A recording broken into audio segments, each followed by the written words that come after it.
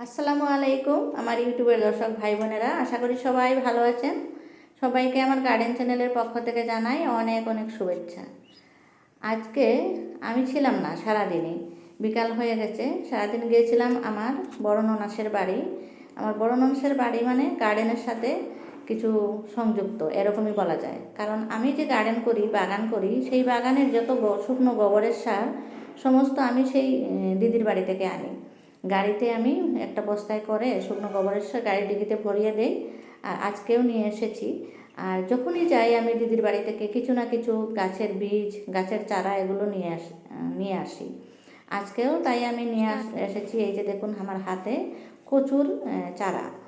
ওদের বাড়িতে দেখলাম খুব ভালো জাতের কচু আছে, সেগুলো থেকে লতা হয়েছে অনেক বেশি আর খুব ভালো। তাই আমি ওদের কাছ থেকে একটা চেয়েছিলাম, অবশ্য ওরা অনেকগুলো দিয়ে দিয়েছে। কিন্তু দুঃখের বিষয় হলো আমার সেই দিদির কিন্তু খুবই অসুস্থ। উনি বোধহয় আর বাঁচবে না, উনির খুবই খারাপ রোগ হয়েছে। তাই আমার হয়তো এই জিনিসগুলো আনা, সেই বাড়িতে আসা যাওয়াটা অনেকটাই কমে যাবে দিদির বাড়িতে। কারণ দিদি যখন থাকবে না এরকমই হয়, দিদি বেঁচে না থাকলে দিদির বাড়িতে কম যাওয়া হয়। কচুর গাছগুলো নিয়ে এসে এই যে বসিয়ে দিচ্ছি। আজকে মনটাও বেশি ভালো না, দিদিকে এরকম দেখে এসেছি। উনি ছেলের বউ আমাকে এই কচুর চারাগুলো উঠিয়ে দিয়েছে, দিদির সেরকম ক্ষমতা নাই যে উঠিয়ে দেবে। আর এই যে দেখুন লম্বা লম্বা লতা হয়েছে, এখানে একটা কচুর গাছ হয়েছে। এটা কিন্তু নিজে নিজে হয়েছে।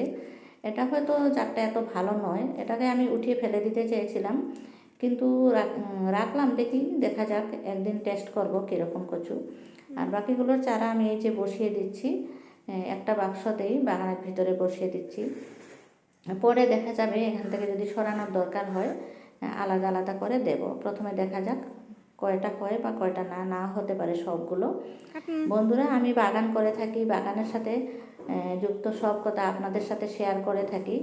যদি ভালো লেগে থাকে আমার ভিডিও, তাহলে অবশ্যই আমার চ্যানেলটা সাবস্ক্রাইব করে দিয়ে আমার সাথে থাকবেন। আমার হাতে দেখুন একটা ছোট্ট ঢেঁড়সের চারা। এই ঢেঁড়সের চারাটা এক জায়গায় পেয়ে গেলাম, কিন্তু নষ্ট হতে দেব না। এই ছোট্ট চারাটাও আমি নিয়ে এসেছি। যে কোনো চারা যে জায়গাতে থাকুক আমি উঠিয়ে খুব যত্ন করে বসিয়ে দিই। এই বস্তাটাতে আমি সবজির খোসা মাটি মিক্স করে অনেক দিন আগে রেখে দিয়েছিলাম, এটাতেই বসিয়ে দিলাম। চারাটা বসিয়ে এখানে একটু জল দিয়ে দিলাম, চারাটা আশা করি হয়ে যাবে। তারপরে এই যে দেখুন আমার এই লঙ্কা গাছটাতে ফুল এসেছে, খুব ভালো লাগছে। ড্রাগন গাছেও ফুল নতুন নতুন আরও আসছে। ভিডিওটা কেমন লাগলো অবশ্যই জানাবেন। সবাই ভালো থাকুন, সুস্থ থাকুন। সবার সুস্থতা কামনা করে এখানেই বিদায় নিচ্ছি। Happy gardening.